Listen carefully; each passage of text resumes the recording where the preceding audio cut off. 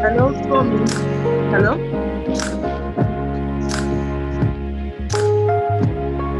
Hello, Tommy.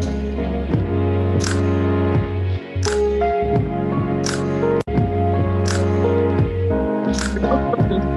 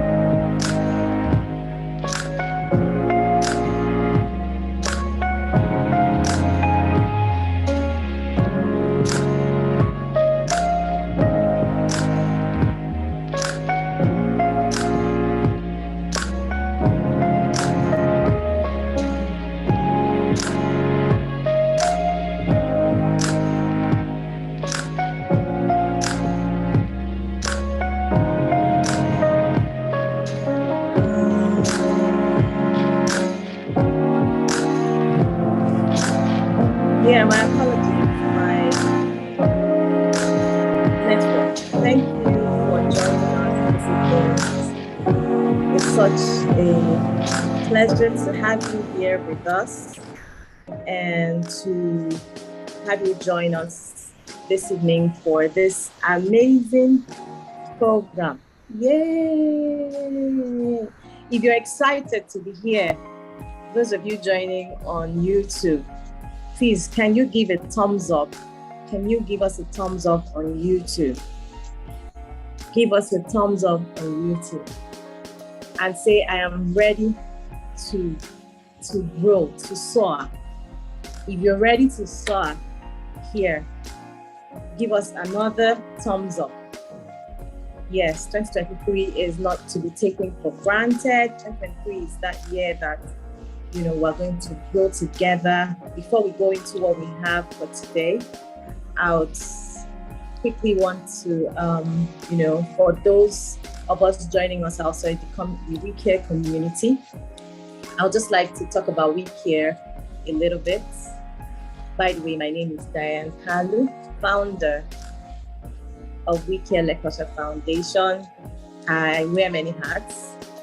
The first one is I'm a grief educator, internationally certified.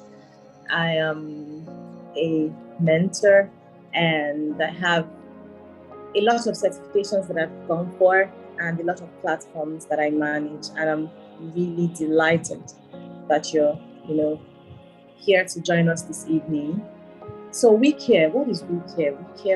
WiCare is a platform that supports women with primary focus on young widows, and we provide educational opportunities for women in general, like this one, for you to be developed, for you to move forward in life, so that every opportunity that comes your way, when they say preparedness meets opportunity, when the opportunity comes your way, you are able to launch out without fear.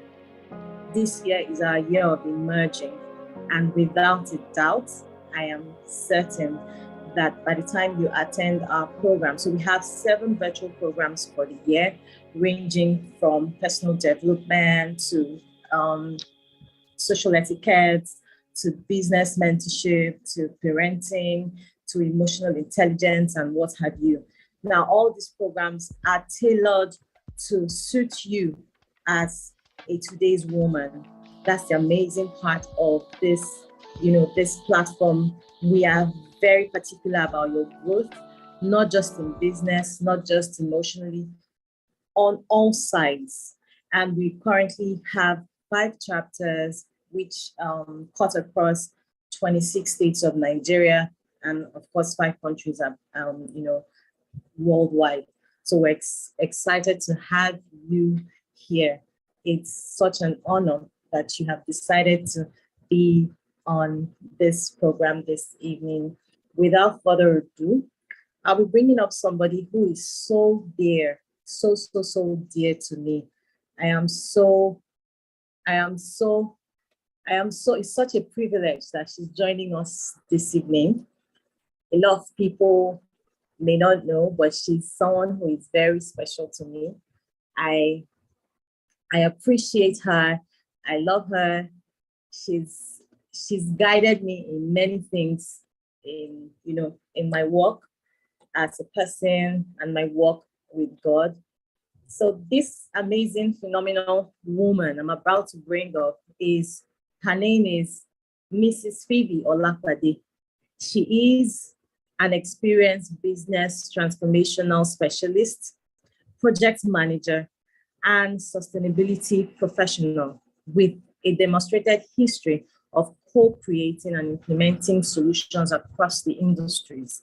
She's skilled in business processes, transformation, administration, technology project management, and organizational development. I hope you guys have already started clapping for this amazing woman.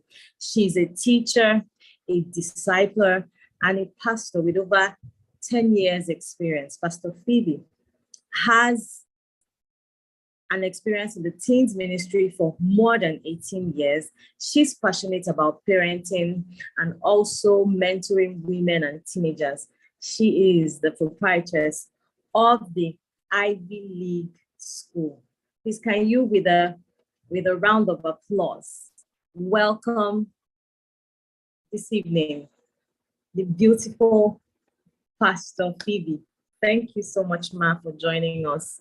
We appreciate you, and we are delighted to have you on this platform this evening. And we look forward to learning from you. God bless you, Ma.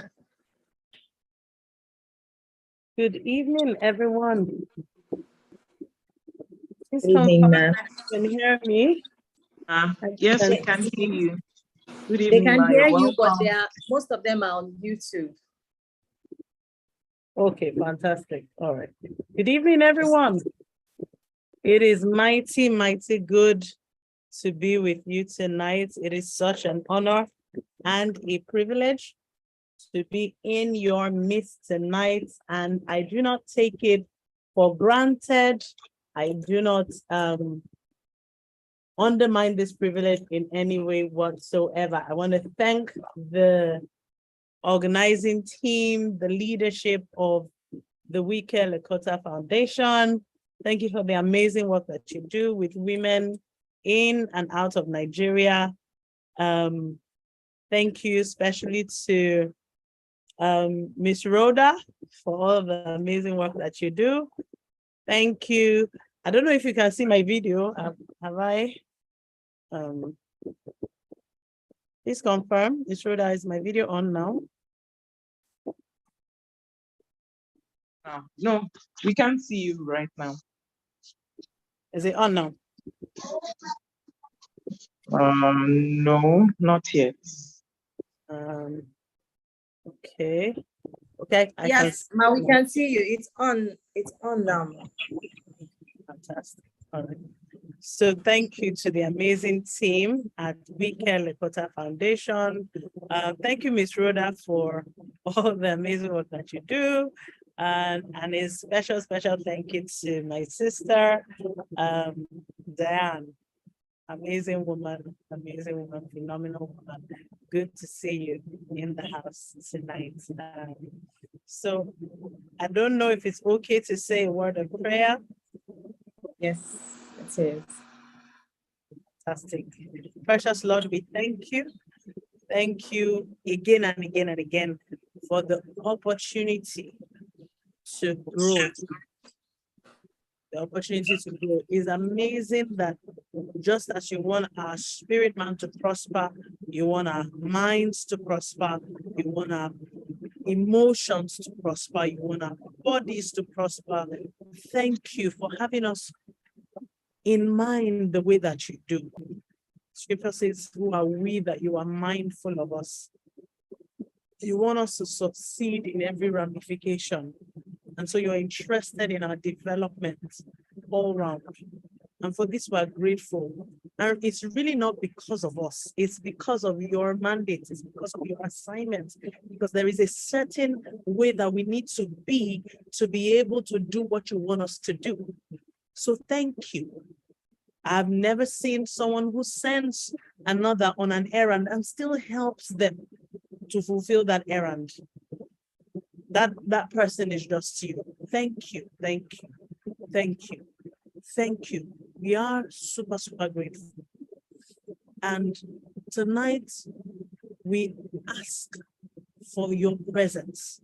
We ask specifically for the spirit of wisdom and the spirit of revelation to be with us tonight so that we can learn and understand beyond the letter. Holy Spirit, you are the author of all wisdom. You are the author of all knowledge. You are the chief administrator of the universe. No one does planning better than you. No one does strategizing better than you. And so we ask for your presence tonight, that you will help us to gain, to grasp the concepts, grasp the knowledge, the understanding behind goal setting, behind planning, so that it ceases to be a mystery. It ceases to be a confusing phenomenon. It becomes something that we can touch, hold, handle, and use to advance ourselves, to advance your mandate upon our lives going forward. in the name of Jesus. We thank you. We thank you. We thank you ever so much. Touch my tongue and help me to communicate in such simple words that even a baby can understand. In the name of Jesus Christ. Amen. Amen. Amen. Amen. Oh, thank you. Thank you. All right. So very quickly, Auntie Diane asked me to share a couple of things I shared with herself and her team, well, another team somewhere else, in January as we came into the year 2023. I'm not sure what's happening to my hair tonight, so just forgive me. Yes, so she asked me to share a couple of things.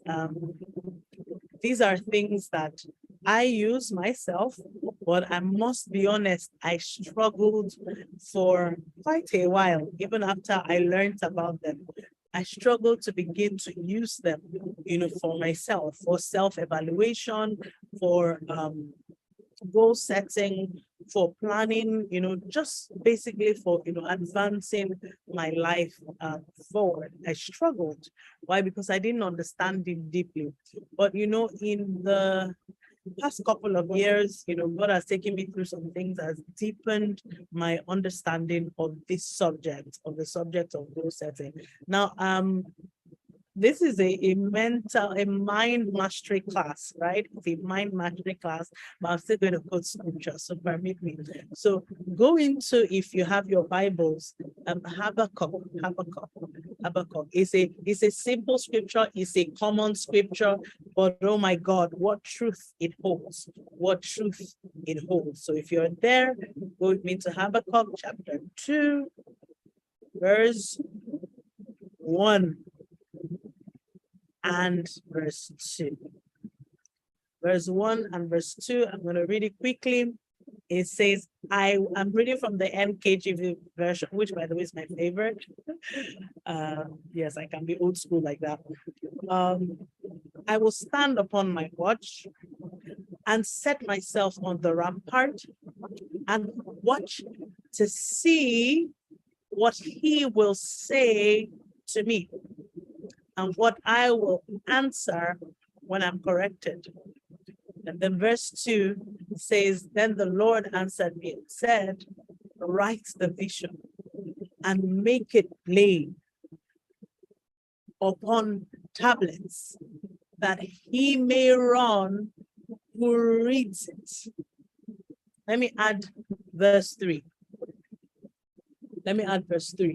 For the vision is yet for an appointed time. The vision is yet for an appointed time, but at the end, it will speak. At the end, it will speak, and it will not lie. Though it tarries, wait for it, because it will surely come. Though it tarries, wait for it, because it will surely come. It will not tarry. Hallelujah. I'd like to take a couple more translations. So thank you to the person who's projecting for me. If you can pull up NLT or NIV, that would be great while I open it on my own device here. Let me do NLT. So, okay, NIV, great. It says, I will stand at my watch and station myself on the ramparts. I will look to see what he will say to me and what answer I am to give to this complaint. Then the Lord replied, write down the revelation and make it plain upon tables, upon tablets, so that a herald may run with it. For the revelation awaits an appointed time. It speaks of the end and will not prove false. Though it linger, wait for it. It will certainly come and will not delay. I will not delay. Let's look at message translation. Message translation, it says, what's God going to say to my questions? I'm braced for the worst. I'll climb to the lookout tower and scan the horizon. I will wait to see what God says, how he'll answer my complaint. 2 and 3, and then God answered, write this, write what you see. Write it out in big block letters so that it can be read on the run. This vision message is a witness pointing to what's coming. It aches for the coming, it can hardly wait, and it doesn't lie. If it seems slow in coming, wait. It's on its way. It will come right on time. My sisters, I don't know if there are gentlemen in the house, ladies, gentlemen, the plan, the vision, the picture God put in your heart and made clear to you in your mind that is your assignment will not tarry. It will come. All right, that's the word of God. I particularly am always blown away by verse 1. It just always does something to me. It says, I will climb to the lookout tower and I will scan the horizon. You know, KJV says, I will set myself up on my watch, climb to the ramparts. If you know the way buildings were in the olden days, castles, they had this, I guess we call them terraces in today's generation. We call them terraces or penthouses, you know. They have these parts of the building that's really high up on the roof that you can stand like a balcony and look, you know, that's what's called the ramparts. You know, it says, I will set myself upon that place. So whoever has to do that needs to leave the comfort of their bedroom or their sitting room and go high up in the building to stand upon that place to look out. All right. I would discomfort myself. I will go on to a higher plane. In Revelations, God was speaking to John. He said, come up hither. I want to show you things. You know, Jeremiah said, it says, call upon me and I will answer you. I will show you great and mighty things that thou knowest not. The first thing you need to know about goal setting, there's no goal setting for you. You can't be setting goals when you don't even have direction. All right. You can't be setting goals when you don't have direction. The first thing is that you need to get direction. You need to get, you know, a blueprint. You need to get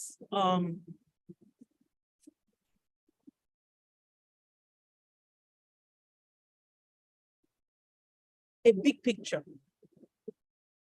from the one who planted you on this earth. Why is it that a lot of the time we have set goals?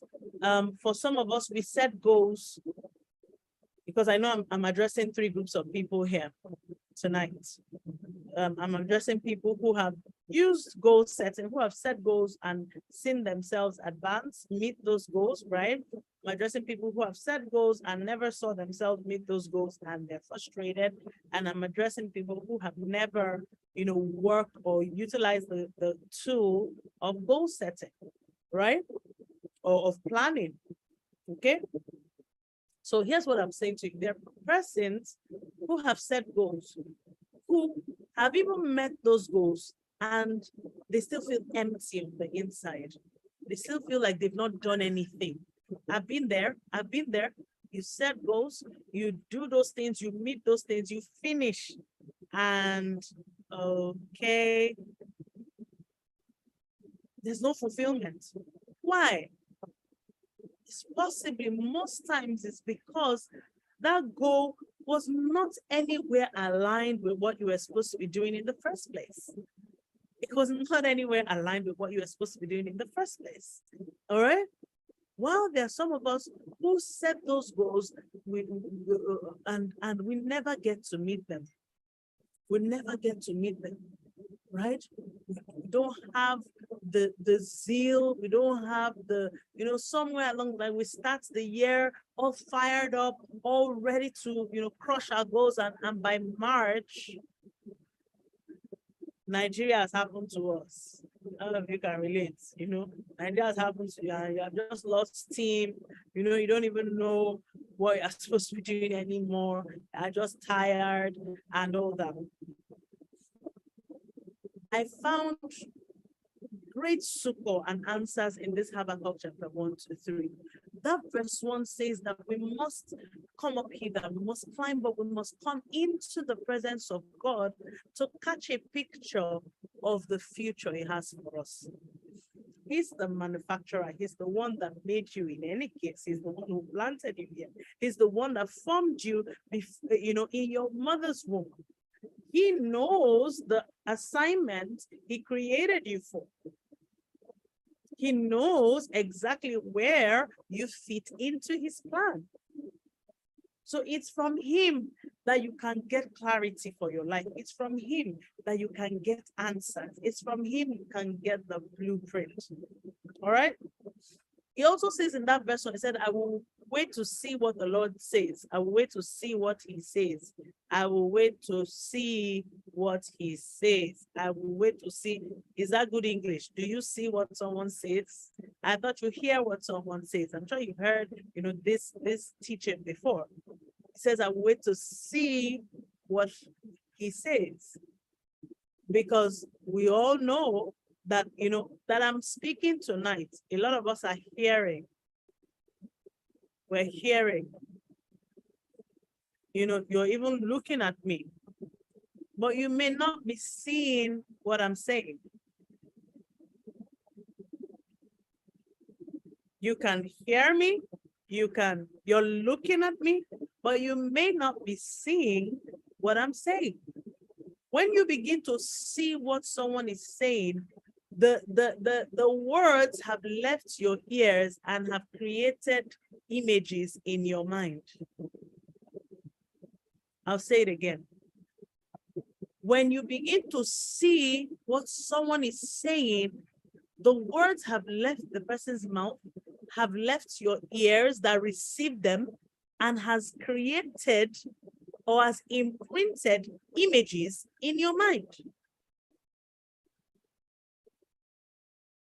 Guess what? I don't know if everybody caught that. I can't see the YouTube guys, so I don't know if everyone caught that.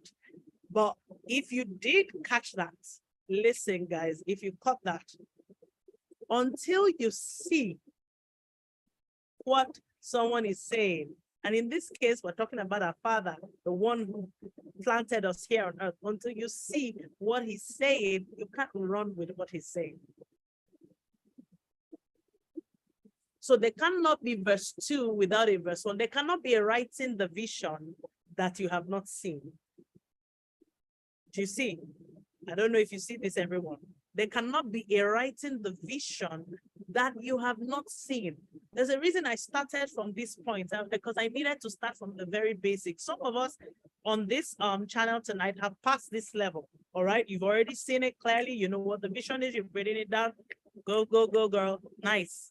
But there's some people who are still in that state of, I don't even know what I should be doing. And you speak, someone says, oh, okay, what are your strengths? What are your weaknesses? What you like to do? That thing you like to do most, that thing your heart is burdened about the most is your vision. Possibly, those are pointers, but you must be able to ascend to the hill of the Lord. You must be able to, I don't know if I'm talking to all believers in here tonight, but if you're not a believer, sweetheart, the only answer I have for you is that you need to give your heart to Jesus, right? You need to meet your maker. Okay, there's no two ways about it. You just have to meet your maker. How do you want to go on planet Earth without meeting the manufacturer who made you? How are you going to do? You're going to be living a lie. You're going to be living a lie. You're going to be living a false paradise, sweetheart. You're going to be living a lie. All right. So you need to meet your maker. All right. So I take it for granted that I'm talking to people who know the Lord. You must go to the Lord and receive for yourself that which He's saying to you. You must see it.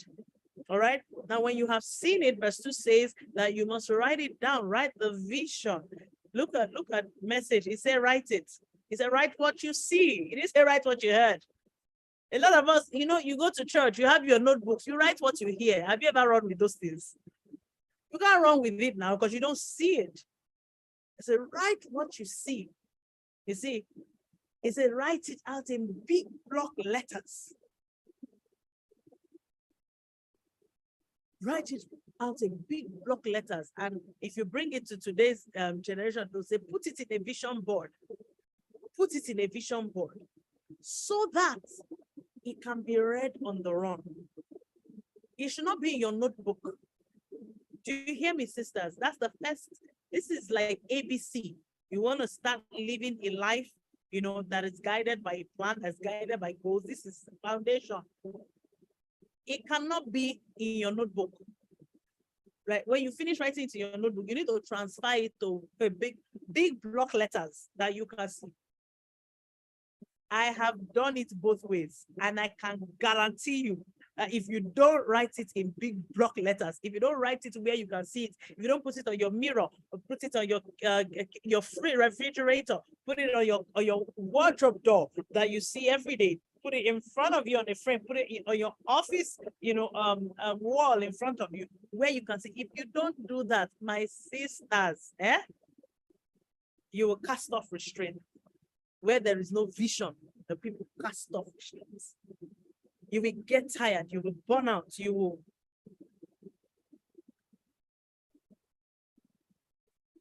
So that's one of the reasons why you lose steam in March, in February, when the year has not even gone far. You're already tired. Why are you tired? You're not seeing your goal in front of you. If you see it in front of you, you won't be tired. All right? So write it out in big block letters so that it can be run, because it's for an appointed time. All right, having said that foundation, I'd like us to look at, I shared a couple of images for our team tonight. We're going to be looking at 2 tools that help you with planning and goal setting. All right, I've laid the foundation. You must have, you know, the big picture. Now, here's the thing with the big picture. That big picture you receive from God usually is made manifest in phases. All right, it doesn't come like one big bang. Right, there are always phases to God's assignment. There are always, you know, seasons, stages, you know, that he will take you through. You will do this part, you will do this part, he will lead you into that part, and so on and so forth. You know, it took Joseph to Potiphar's house. You know, from Potiphar's house, there was the prison. From the prison, there was the palace. All right. So it's never going to be a big bang. It's going to be progressive. The plan of God for your life is progressive. It is from stage to stage, from season to season, from phase to phase. You must understand that. So the fact that he showed you a picture today does not mean that that picture is for actualization tomorrow. It does not mean it's for actualization in 2020. Just giving you an example. Doesn't mean it's for actualization in 2020. All right. So what you need to do is then sit down with that big picture and begin to break it down. So we're going to look at the G.R.O.W model.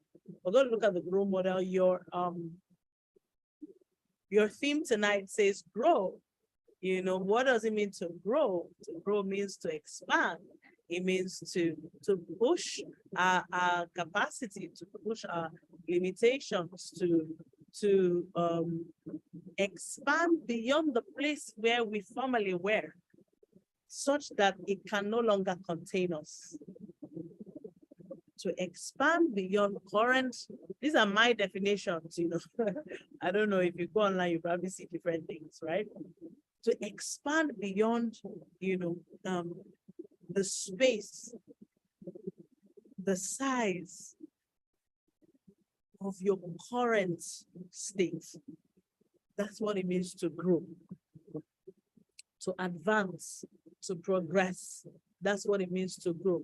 But today, GROW is an acronym for us, but it's an acronym that helps us to achieve growth, that helps us to grow. So G means goal. G means goal. We'll come back to why they wrote test there, but share the first image, please. The first image of GROW. No, the first GROW image. I shared 2 images for GROW. Yes, thank you. G means to grow. The G means the goal. R means reality. O is for options or obstacles. And W is for will or way forward. All right, I picked this straight off the internet. This model was designed by the man's name that you see there, John Whitmore. John Whitmore, he wrote the book Coaching for Performance. He was one of the earliest coaches, earliest, right? He developed this model, and many people have used it, and it's an amazing tool. All right. I like to say W means will or way forward. O means options or obstacles. R means reality. And then G is the goal. So how do you use this tool? How do you use this tool? All right. So for everything that God has spoken to your heart, I'm very sure that there is not one thing. There are things He has put in your heart. When you receive those things, or you even have, and sometimes a goal that you have is not necessarily something you heard from this place of prayer. You heard God tell you maybe something that you want to achieve for yourself, and we're coming to that. But the point is, once you have your heart set on a goal, that goal is not the that goal is the end point. It's where you want to be. Now, what are the questions that you need to ask yourself about that goal to be sure that you have it properly articulated? Remember that Habakkuk 2 says you should make it plain upon tablets. You should write it in block letters. It should be plain. It should not be ambiguous. It says so that the one that runs might read it. If it's ambiguous, if it's not clear, you can't run with it. You can't run with it, right? So how do you test your goal? That's why the other image says test. So since you can move to the other image, how do you test your goal to be sure that you have something concrete you can run with? You need to ask yourself questions. What is the specific goal you are trying to achieve? What specifically are you trying to achieve? What specifically are you trying to achieve? Is it a long-term goal? Is it a short-term goal? Is it a medium-term goal? By long-term, short-term, I'm talking long-term, you're looking at 5 years and above. Medium-term, you're looking, well, maybe that's for companies. For us individuals, long-term, you're looking at 3 years, and above. Medium-term, you're looking at 18 months to 3 years. Medium-term, when you talk about medium-term goals for individual, you're looking at 18 months to 3 years. And the short-term goals, you're looking at between, 1 month to 18 months. That's 1 month, 1 year, 1 year and 6 months. That's short-term. All right. So is it a short-term goal? Is it a medium-term goal? Is it a long-term goal? For instance, if God tells you that you're going to be the next CBN governor or the next president of Nigeria, you need to identify whether it's a long-term goal, it's a short-term goal, or it's a medium-term goal. When you're able to place it in a bucket of time, then you can build up. You can build up, and we're going to look at the build up. So you need to ask yourself, this goal, is there something specific that you're trying to change? Is it a change that needs to happen with you personally, with the environment around you, with other people's circumstances? What exactly is it that you are trying to change? You need to ask yourself, what is the outcome you want to see? We have the acronym SMART that helps us to set SMART goals, right? Some people say SMARTer now. Specific, measurable, attainable, realistic, time-bound, evaluatable, as you can evaluate it. And what's R again? Come back to it. I forgot it. Yeah? Evaluatable. So when you say, what is the outcome you want to see? You are asking about, is it measurable? What will I see that I know that I'll achieve this goal? for a goal like to become the president of Nigeria, that's very clear. Until you become the president, you have not achieved it. But there's sometimes that, on first look, our goals look ambiguous. So we need to sit down and think through. Is there anybody here who wants to share? So we use you as an example as we go through. Anybody here on YouTube, on WhatsApp, you will share with us one or two goals. We can start with one for now. So that, as I go through these things, it's not abstract. Anybody? Tech team, support team, help me. If there's anyone on YouTube that's sharing a goal, I would love to have it right here in the Zoom chat so I can work with it. All right. So you're questioning yourself. Is this goal specific? I can't be saying I want to lose weight. That's no goal. It's not a goal. I want to lose weight is a wish. It's not a goal. I want to lose 10 pounds. I want to lose 10 pounds. I want to lose 10 kg in 2023. I want to lose 30 kg in 2023. For instance, let me make you guys laugh. One of my goals this year, so this is not a serious goal, but I mean, it's not heavy goal, but it's serious to me. It's to get my flawless skin back, like my glowing, light, buttery. I used to be called what's the word? People used to ask me if I was from Somalia because I had like golden tone skin, and I lost it. And it's one of my goals to get it back. All right, it's one of my goals to get it back. And so it's specific for me. I've got to get that supple robbery. I can just imagine that some of you are smiling and looking at me like, is this one even serious? Well, yeah, it's my goal. All right. So your goal needs to be specific. It needs to be specific. It needs to be measurable. You say you want to lose 10 kg or 30 kg, that's measurable. You can tell, if you weigh yourself in January, you know exactly where it is. Or you want to, I looked at one of my mentees goal, I said, I want to grow spiritually. That's not a goal. It's not a goal. You want to grow spiritually, it's not a goal. It's not a goal. Because it's not specific. Grow from where to where? Where are you now? What will you see that you will hold on to, be able to say that indeed I have grown?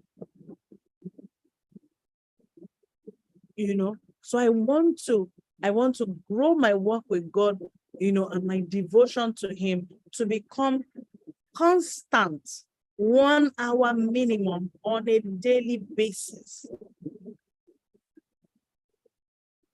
I want to grow in study of the word and read a minimum of 3 chapters of my Bible every day. Or you say personal development. Some people will say, I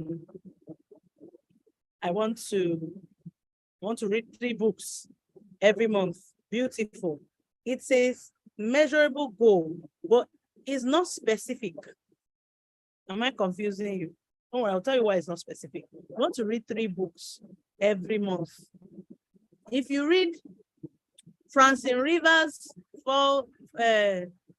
Act of Grace, or what's the name of that her novel, and you read Tim LaHaye's Left Behind series, and you read you now add Kenneth Hagin's Upper Room, you have read 3 books in a month now. But has he done anything for you personal development wise? Not necessarily, because it's scattered, it's all over the place. It's all over the place. So a specific goal would be, for instance, I want to personal development. Let me think of something. Personal development covers character, it covers mindset.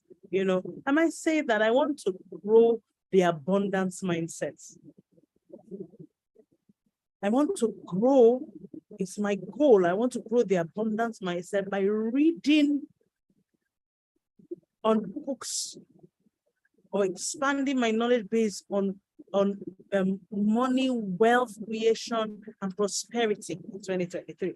And so when I'm now setting those specific or those measurable that I'm going to read 3 books a month, I'm reading 3 books on money, wealth creation a month. I'm not faffing around. I don't, it's difficult to continue. It's difficult to continue when I don't have feedback. I wish I could get some feedback, in the chat box, just to know that everyone is following and I'm not losing anyone. All right. So that's G. That's the G. You must test the goal. Test it. Use that SMART model. Is it a SMART goal? Is it a smarter goal? Is it attainable? Want to make your you've not made 100,000 before. They put the goal of 10 million. I know the place of faith and audacious faith. You can have 10 million at the back of your mind, but my darling, please put 1 million first. If you hit it in February and March, who says that goal must remain like that? It's a living document. You go and change it to 10 million. But you don't move from 100,000 to 10 million. It's not realistic. Smart goals, not realistic. All right, not realistic. So is it attainable? Is it realistic? Is it time bound? I've talked about time bound, the short term, medium term, long term goal, and not just identify that it's a short. If you've identified the short term goal, don't just put it there as short term goal. You must ask yourself, when must it be done? When must it be done?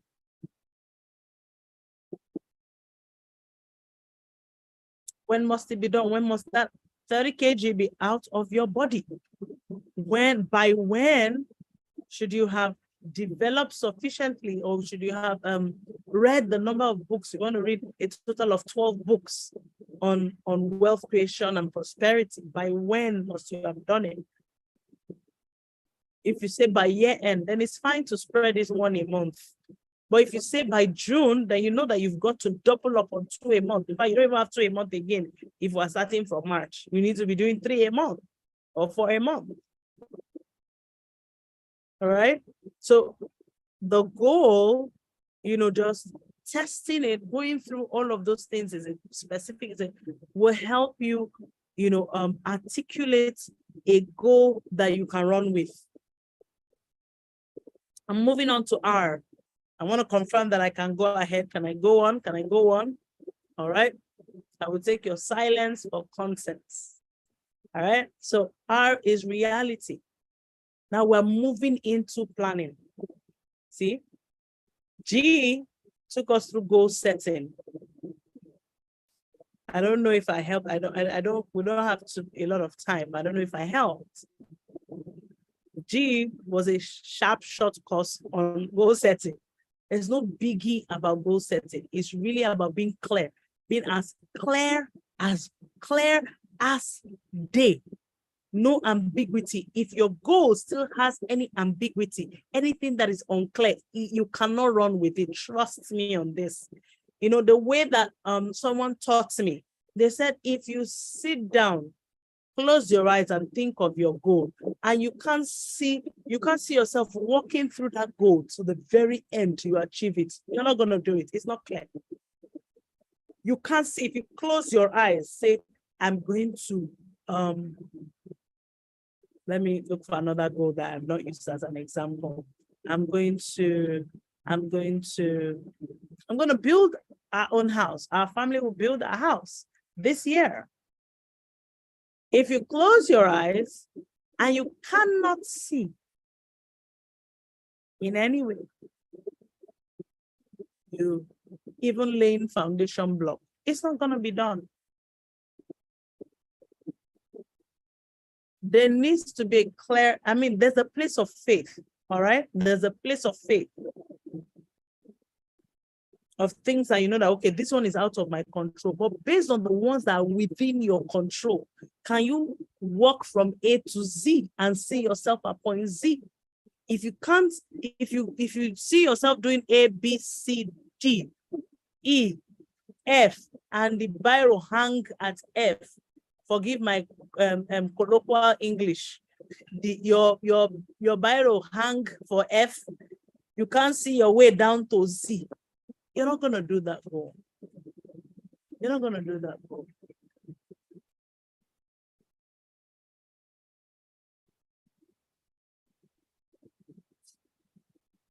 You're not gonna fulfill that goal.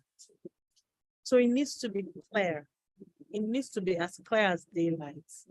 It needs to be as clear as daylight. There's something I don't want to share because it's a personal goal, but there's something that God had put in my heart a long time ago. I'm talking as far back as I was, let's just say about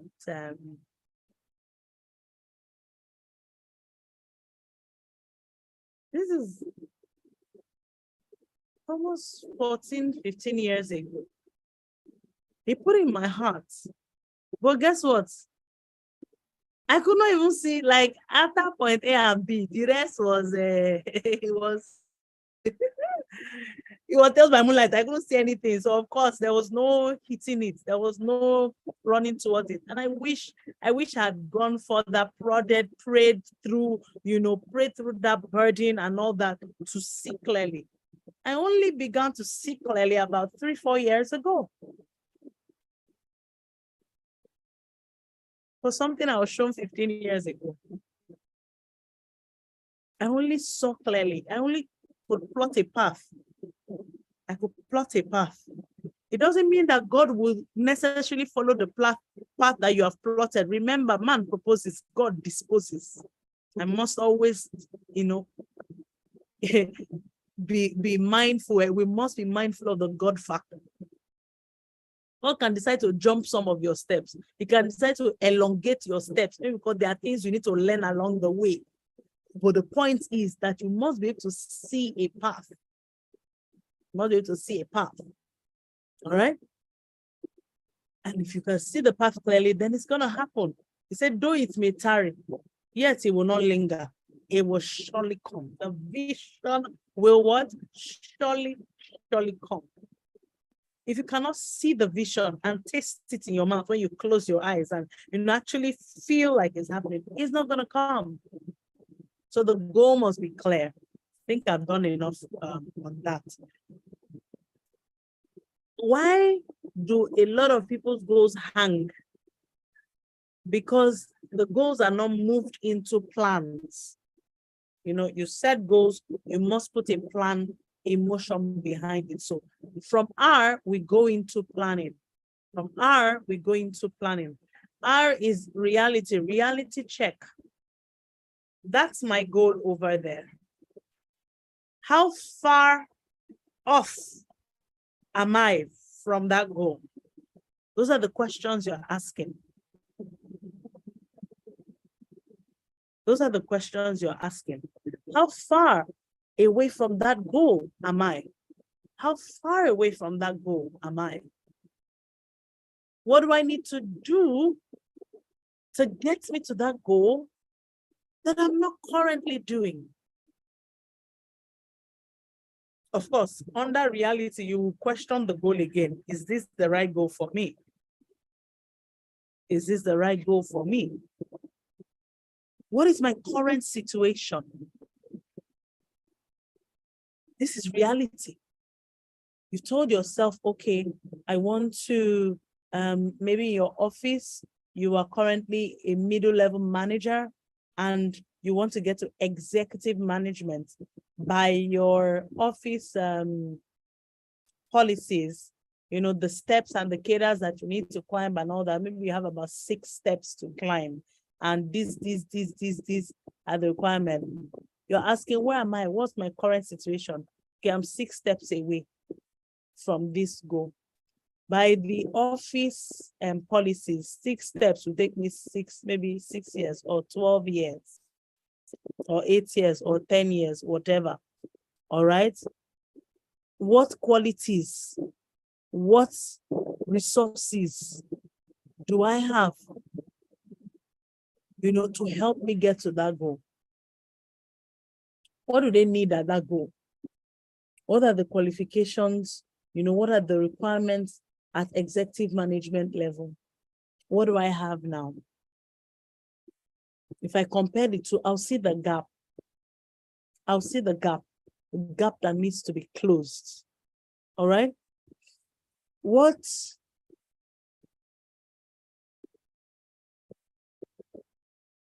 Are there any hindrances, inherent hindrances? Inherent hindrances. By inherent hindrances, fear can be one of your inherent hindrances. Self-doubt can be one of your inherent hindrances. Are there any external or environmental hindrances? Am I in a system where, women cannot get to executive management if I'm a woman? Or am I in a system where, they favor only Yoruba? Those are hindrances in my environment. All right. So that's reality check. I'm checking. I've tried to use different types of goals, because I don't see anybody giving me examples in the chat room, to use. But I hope that these examples are relatable. You want to, please give me a second, please, just a second. I just realized that I'm not plugged in and my power is running out.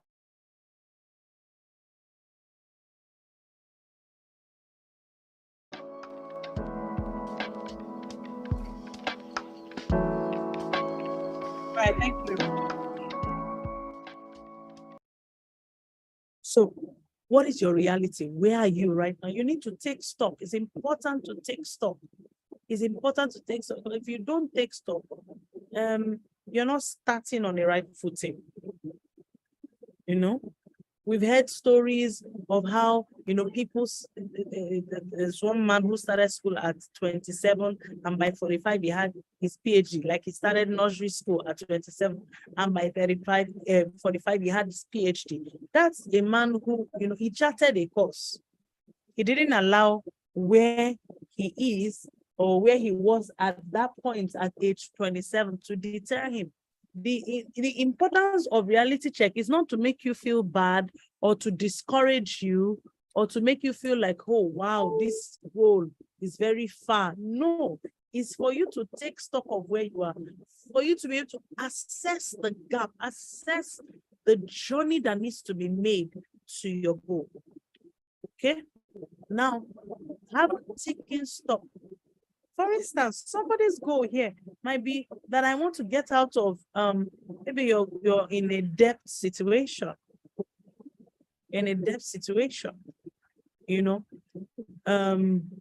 a debt of 2 million, 1 million, 500,000, 8 million, 10 billion. You're in a debt situation. The figure doesn't matter, right? And you are strapped, you're cash strapped. Yes, the God factor is that God can come in, intervene, and fast track your debt cancellation. However, while you trust God for that kind of miracle, you can set a plan in motion. Where am I today? I have a debt of, say, 3 million naira. I earn 150,000 naira every month.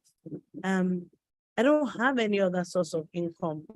My monthly expenditure is already swallowing up the entire salary, or is almost, the entire salary, or is even over the entire salary. I'm even living above my pay grade. I'm living, you take stock, you see now in a month, you see that, man, your expenditure is like 250K. Meanwhile, you earn 150K a month.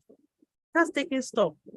Is it for you to now despair? No, it's for you to know where you are now. This is the reality. Because if you don't know the reality, you won't be able to go to the next step, which is step options. What are my options? What are my options? What are the things I can do differently? So for the man or the woman who is in debt, she's saying to herself, oh, I have a debt of 3 million. Or if I do 30,000 in, someone do the math for me. 300,000 in 10 months. Yeah, 300,000 in 10 months will pay a few million, right? That means 150,000 in 20 months will pay off 3 million naira. So if I tell example, 150,000 in 20 months, I'm done. 20 months is less than 2 years. I'm done paying off my debt. Right? It's less than 2 years. I'm done paying off my debt. But I earn 150K every month, and I'm even living above my means. How do I generate 150,000 to pay this debt? The first thing I tell myself is, okay, stop. If I continue to live above my means, I'm going to be accumulating this debt. It will be growing instead of coming down. So the first thing I need to do is take stock. What do I spend this money on every month? You see, what do I spend? This is reality check. What am I spending on? By the time I see it, I'll say, okay, these are where the holes are. Then I'll now consider my options. What can I do differently? I can cut costs here. I'm always doing Uber. I'm going to stop doing Uber. I will take BRT and bus.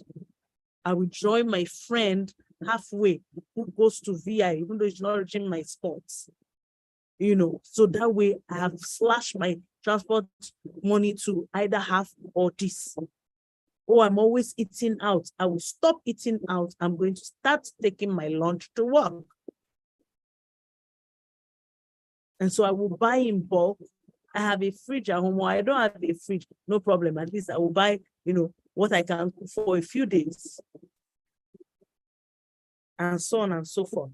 All right. You see, you're already beginning to do or consider your options.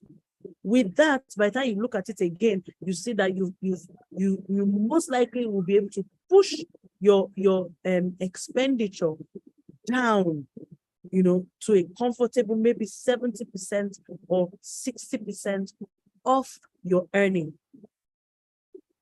So that gives you, let's even say it's 80%, 20% savings. But you know that 20% savings of 150,000 is about 20 and 10. That's about 30,000 naira monthly. It's not good. It's going to take you, if you do 30,000 naira monthly, it's going to take you 200 months to pay your debt, and that's not what you want. You want 20 months. You want 20 months. So you've cut costs. The next thing that you have to increase income. You have to start thinking side hustle.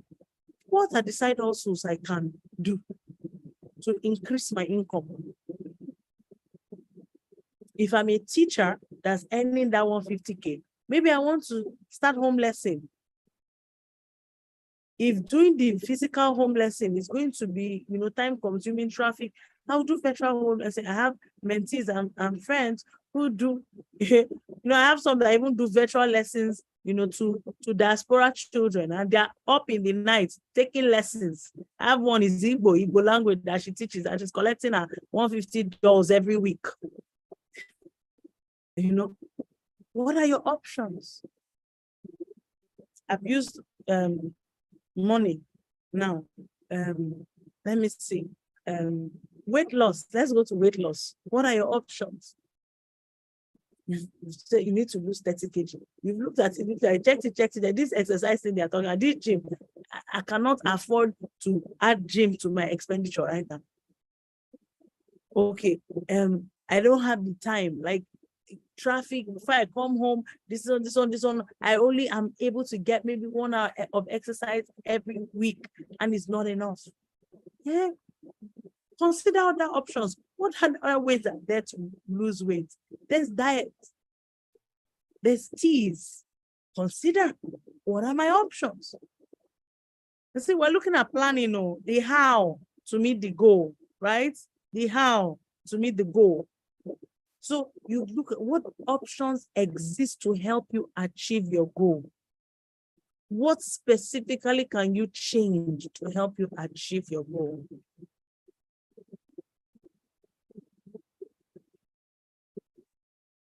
I told myself, for instance, I read my Bible, but, at the level of how do you put it? For breastfeeding mother, they'll tell you, you need to eat well because your baby is sucking a lot, right? So what do you say to pastors? You need to eat well because people of God are sucking from you so that you have enough for yourself. And so for me, I realized that I wasn't taking in enough. I wasn't taking it enough. I needed accountability to help me push my Bible study level. So I just found one. I just found a group. I went to submit myself under their I mean, those guys are brutal. You have to do 9 chapters every day. In fact, I'm just as how do they say it in Igbo? Fear is fear is in my heart. When I think of the way they will harass you if you have not done your 9 chapters, nobody will tell you to go and sit down somewhere, go and read the 9 chapters. So any idea, it has to enter. You understand? So what options? What do you need to change? What do you need until you do a reality check?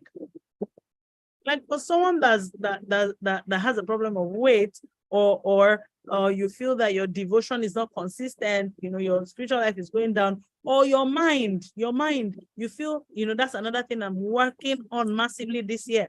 You feel that your mind doesn't have enough capacity to take the things that God is pouring in your spirit. You have reality check. Am I lazy? That's one of the things I'll ask myself in reality. Am I slothful? Do I spend too much time?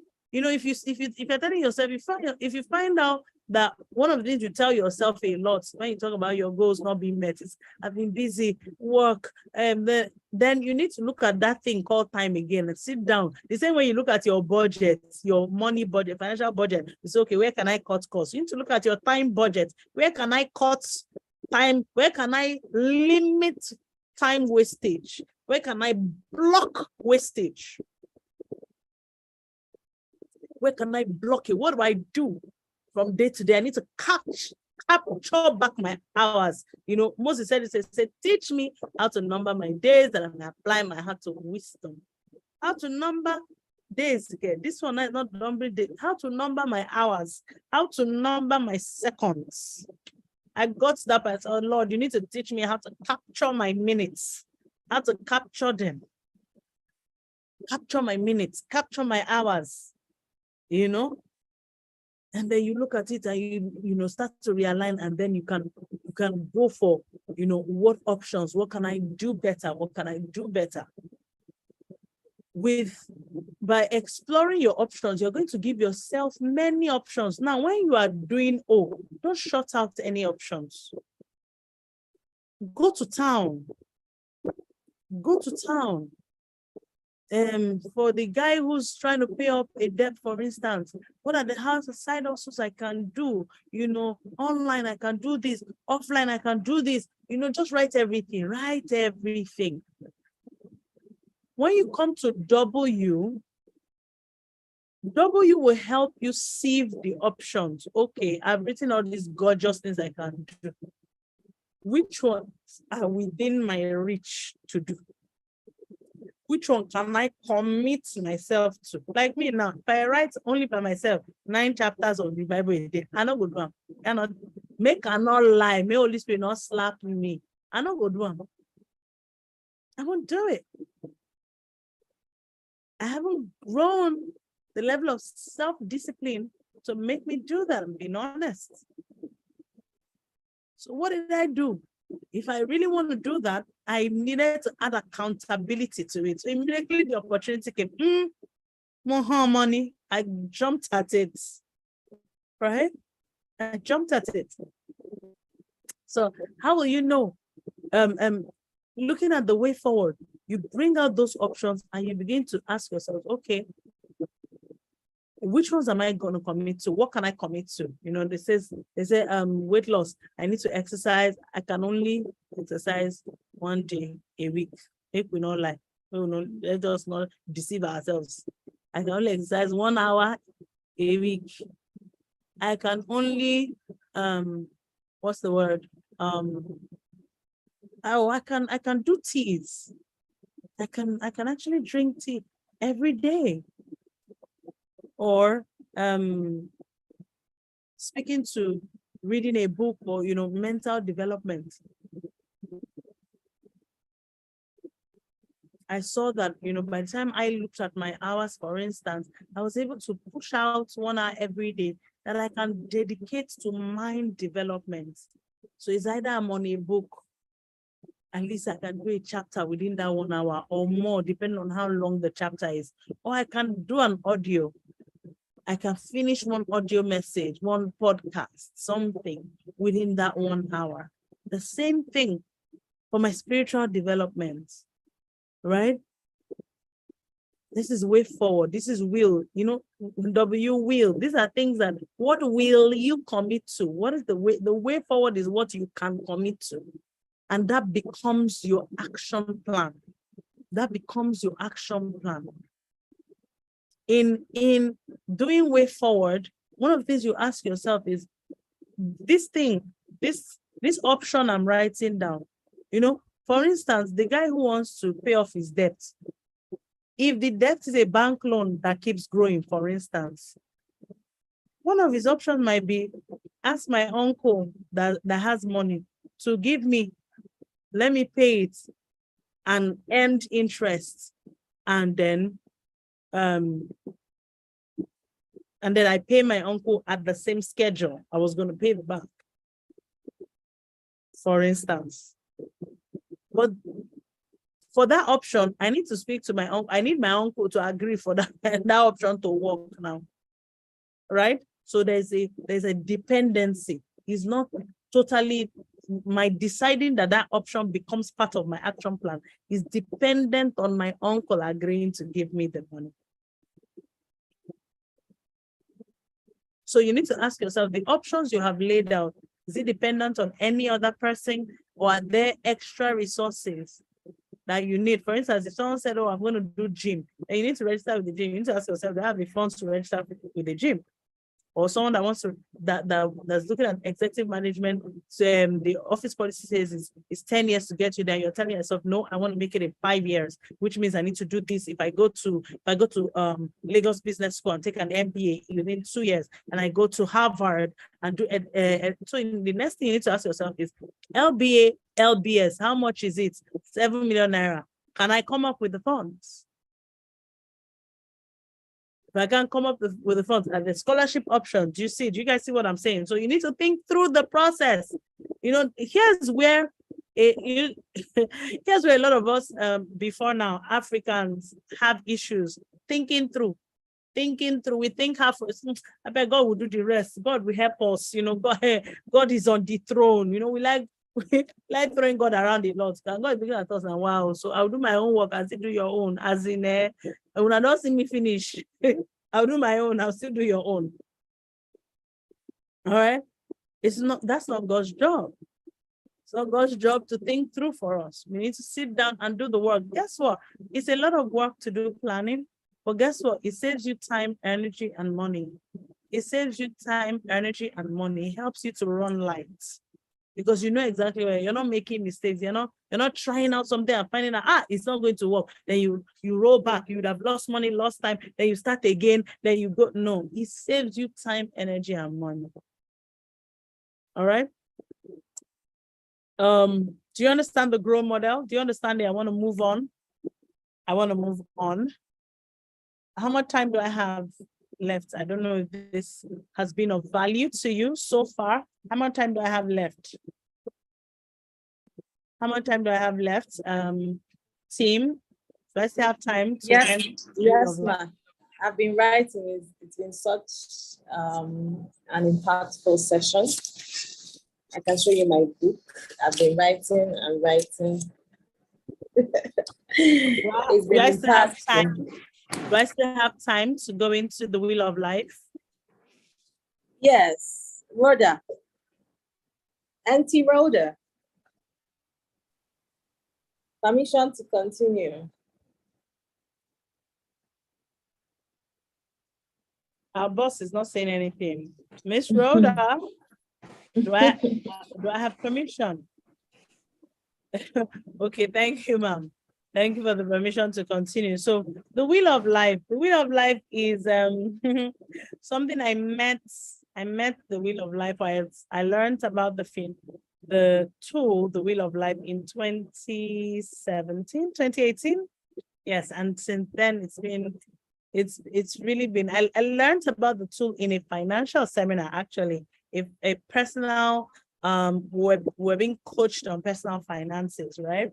And the man talked about the wheel of life. And at that time, honestly, it seemed like Greek, but I didn't even pursue. But then, sometime in 2019, I reached out to the same guy and asked him to come and do the same training for persons at our church, leaders in our church.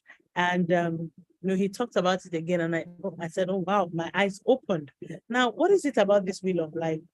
Why do I talk about it? Why do I teach it when I teach goal setting? Because it helps you to set goals in a balanced manner. Sometimes and it's just normal with us humans.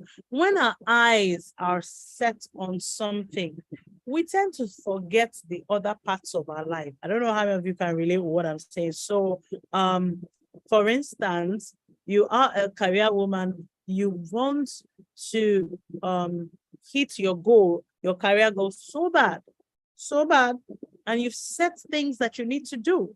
You've set goals, you've put the plan in place, things that you need to do.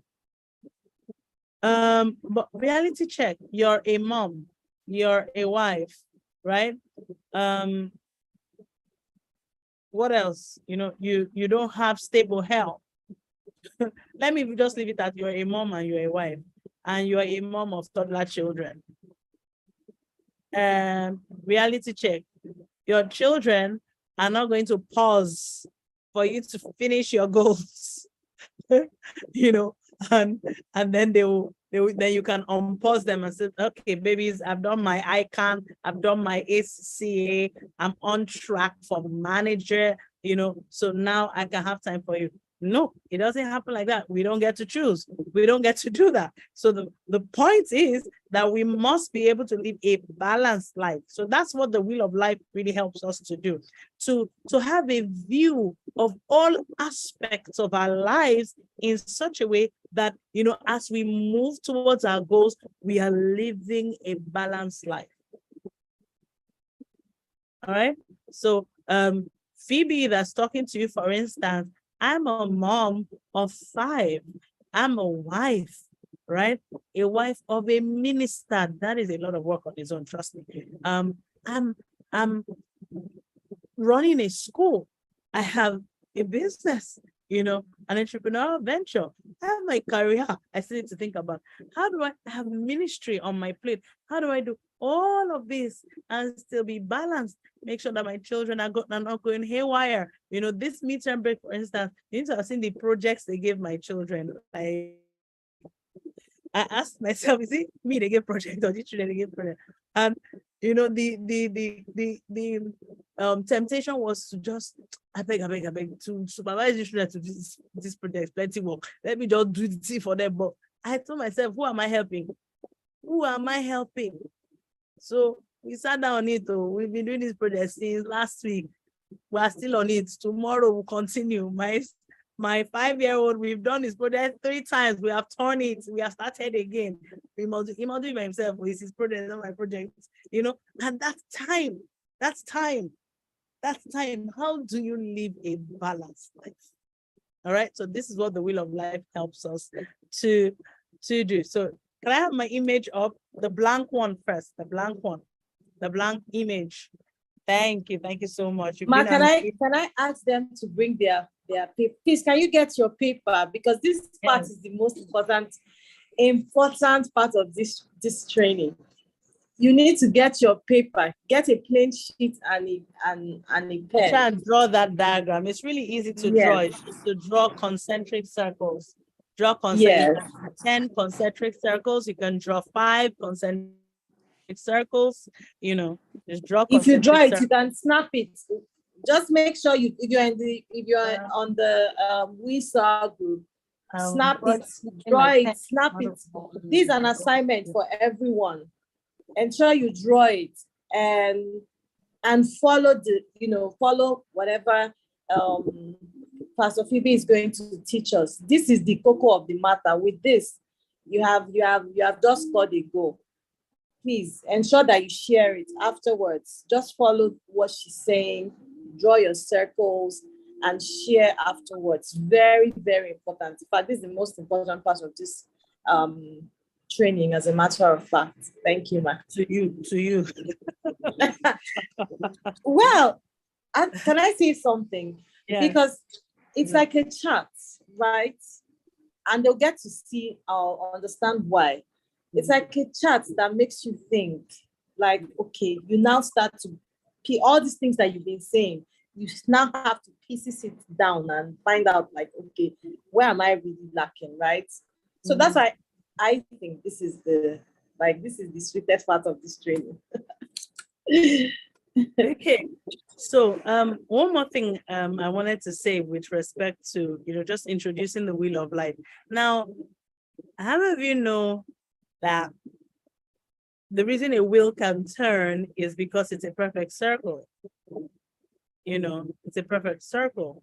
So a wheel is turning, and as it's turning, it's moving, right? So progress is happening as the wheel is turning. As the wheel is turning, that perfect circle is turning, progress is happening. Now, I had my pastor say this recently, that the way that we walk, have you stopped to what's the word? To observe the way that every human being walks. Our legs actually move in a wheel form. You go from there to there. It's actually completing a cycle. If your legs are actually completing. So as if it does half a circle, it's going to be moving back. So for it to move forward, it must draw a circle. It's just drawing a circle, right?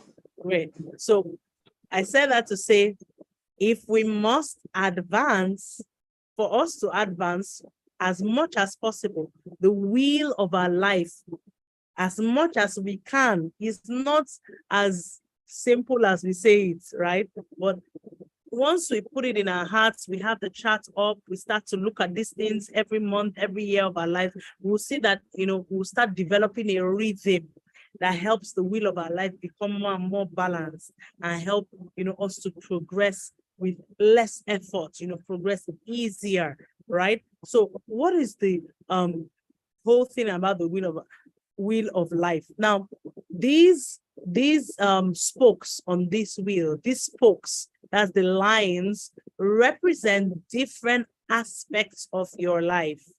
The spokes represent different aspects of your life. So for Rhoda, I don't know you personally, but I just want to assume that you're a mom. So there's family. You can even decide to break family down and say parenting and family. But let's just say family. There's family to you. Children and all of that, right? I want to assume that there's career. You have a career, you have maybe you're a health professional or a finance professional, and you want to advance in that career. You're a what now? Help me, guys. Let me start it the way I like to start. I say man is a spirit. We live in a body, we live in a body, and we have a soul. So let's start from there. I'm first a spirit, so my spirit man must continue to grow if I'm going to move forward. So I've got my spiritual development. And mind you, please, spiritual development is not ministry. It's not ministry. I'm sure you know that, right? This is talking about your growth. This is speaking to your devotion. It's speaking to your prayer life, your study life. It's speaking to fellowship with the brethren. It's speaking to soul winning. It's speaking to giving. These are the things that constitute your spiritual development. All right. So the spiritual development on one axis, on one spoke. On another spoke, he said, man is a spirit. He has a soul. Your soul includes your mind. So your mind has to continue to develop. So mental development of he has your emotions. So we can batch that up together and say personal development, right? You can separate it if you want. I like to separate it. I separate it and I put my mental development on one axis. I put my I call it character development, which speaks to emotional development, emotional maturity for me and all that. So I put character development on one axis. I put mental development on another axis, but somebody else can back the two together and just put their personal development. All right. You live in a body, so there's your health, your physical health, very critical. That's another spoke. That's spoke 3. Now, then there are your expressions. You are a mom, like I see Auntie Rhoda saying that, so she's a mom, so there's family. There's family there, there's her career, her work. Some of you are both career people and you also have a side hustle, you're a businesswoman. So the entrepreneurship or business will take another spoke, Then there's your finance, because your career does not necessarily translate to money. Yeah, that's why some people have been working in civil service for 20 years and earn the same salary. So growth in your career may not necessarily translate to growth in your personal wealth.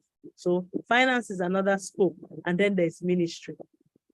So on this circle, we have 1, 2, 3, 4, 5, 6, 7, and 8 spokes. On your circle, there may be 6 spokes. If you feel that it's just 6 core areas, there's no hard and fast road to it. If you feel that, there's just 6 main buckets in my life that I want to focus on, great. Now, having labeled your spokes, remember I said the concentric circles represent how far advanced you are on each of the spokes. Now, the concentric circles are labeled 0 on this one, are labeled 0, 2, 4, 6, 8, 10. You can label your 1, 2, 3, 4, 5. You can add more circles and label 0, 1, 2, 3, 4, 5, 6, 7. It's just really to help you measure progress, all right? That the circles, from in outwards is saying you are growing, right? From in the dot in the circle to the outermost circle is just speaking to your growth, all right? It's speaking to your advancement on each spoke. Now, so by yourself, so this tool is a tool for self-assessment, is a tool for self-evaluation, and you see why it's necessary you have and use this tool, as we proceed. Now, you sit down in seasons, maybe annually, you sit down and you can review it quarterly and ask yourself, with respect to my spiritual development, on a scale of this 0 to 10, where will I say I am? If I'm going to measure myself, I'm going to assess myself on spiritual development, how is my walk with God? Is it a 10? Is it an 8? Is it a 5? You mark it, use your pencil, and indicates it's there. In the area of ministry, where am I? Is it 2? Maybe I don't have, these days I've not been giving God any time, or I've not been doing the things God asked me to do. I give myself a 2. With respect to personal development, I've not been doing so badly. I've been consistent with reading books. I want to give myself a 7. In the area of my health, oh wow, I've been not too good there. Okay, I've been eating a lot of carbs. I see myself gaining weight. I'm beginning to grow more exhausted than I should on a regular basis. I'm slowing down. My pace of work is slowing down. So I already know that my health is not in tip-top shape. I want to give myself a 4. I'm going to be a 3. You check the area of finance. Wow, I am doing horribly here. My bills are piling up. I want to give myself a 0 or a 1 or a 2. I look at the area of career. I do the same thing. I look at the area of what's the other thing there? Any other thing that's on your scope, you self-assess. Now, when you finish doing this assessment all around the areas of your life, you now take those points and join those points. When you join the points, the question to ask yourself is, that diagram that came out of your joining the points, how close is it to a circle? How close is it to a wheel? Please go to the next diagram for me. Please go to the next image I sent you. Thank you. So this is someone's example. I don't quite agree with all of his spokes, but this is just to give you an example. So this is someone's example. He scores himself a 4 on personal growth, a 4.5 on finance, a 3 on career, a 4 in spiritual life, a 4.3 there about environment. I'm not sure what environment means. Social, a 3.5 family, a. So now, the first question is, everyone, this person has joined his points together. Now, I need you to join your own on your paper. Join your own. I want to believe that you're doing it as I was talking about it. Join your own. Now, look at this man's own. First of all, is this a circle? Obviously not. If this thing is going to be the tire of your car, would that car run well? No, obviously not, right? So our goal is to make sure that this thing is as close as possible. Maybe it's an octagon, ocean that, it's a hexagon, ocean that, but the ideal is a circle, right? But as much as possible to start pushing it to balance, nobody's saying it must be 10 all around or 5 but if you are 4 somewhere, is it possible for us to be 4 or 3.5, 4.5, just around the same ranges all around? So, like these guys on now, you can see health and fitness is a 1. This is a disaster waiting to happen. Because what's going to happen is that he's going to so work himself out that he's going to burn out physically. If he continues with his life like this, he's going to break down, physically speaking. You can see. Let's look for which other one is very low here. 3, career. He's not putting in a lot of effort. Probably he has a side hustle or something, because his career is saying 3. A lot of effort is not going, or maybe it's not just his focus, and that's fine. The other things are priority to you at that point in time, that's fine. So, but this person, obviously, from this wheel of life, needs to put focus. So if this guy sets goals this year and does not put health goals as one of his priority goals, he's looking for trouble.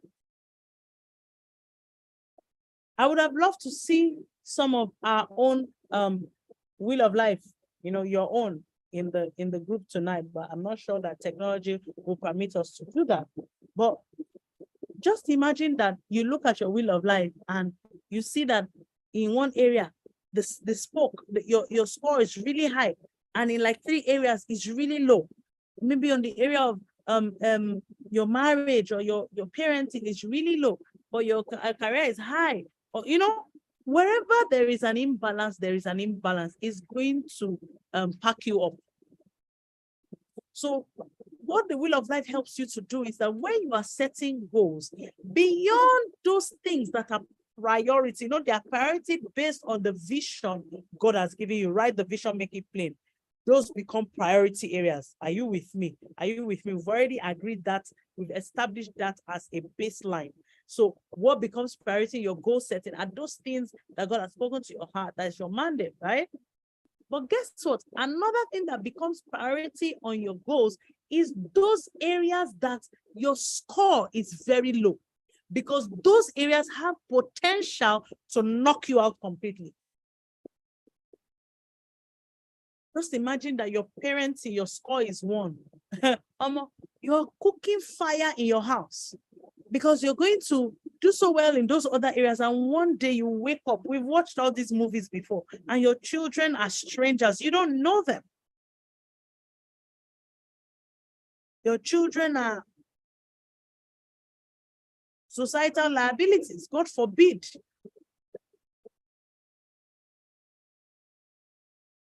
So just having a view of this thing, imagine doing this kind of assessment every quarter for yourself. It will let you know, okay, I'm dropping the ball in this area. I need to double up. Okay, what do I need to do? What systems? You finish looking at this, you go back to your growth. What are my options in pushing this place forward?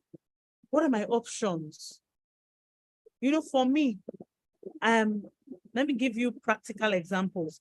Parenting for me is priority because it's not just maybe my will of life showed that I'm low, then no, it's also something God spoke to my heart, like, I'm going to hold you responsible.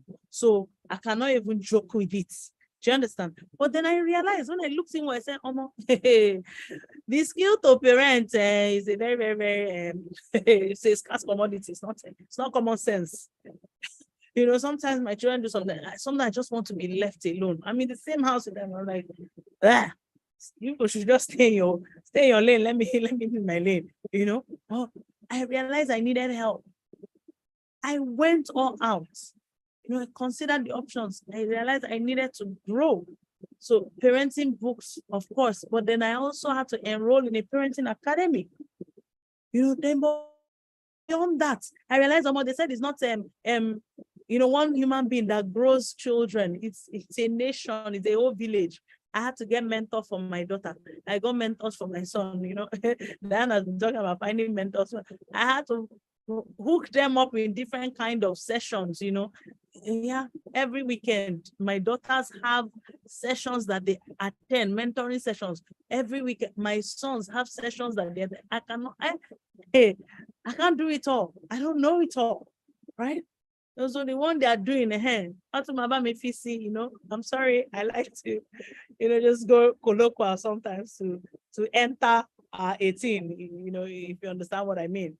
So I hope that you're able to relate with that example. So that was me just going through and saying, okay, you know, I need to double up on this area. But then I also saw that, okay, I needed to build systems. I saw that part of my issue, my weakness was consistency in helping them to build a routine life, because there's something about routine. It helps people grow up in a structured manner, structured frame in their heart, in their minds, and it really just generally helps them with self-discipline. And I realized that I didn't have that personally, you know, so I needed to sit down. I sat down, tried to build systems, not around, you know, our lifestyle and, you know, everything. And I can't do what somebody else is doing. I had to sit down and do what works for me, you know, what works for my children, right?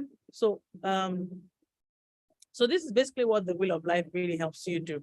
Helps you to evaluate yourself at every point in time and make sure that you're not running on a wheel that's about to puncture. You're not running a tire that's about to puncture. You're living a balanced life as much as lies within your power.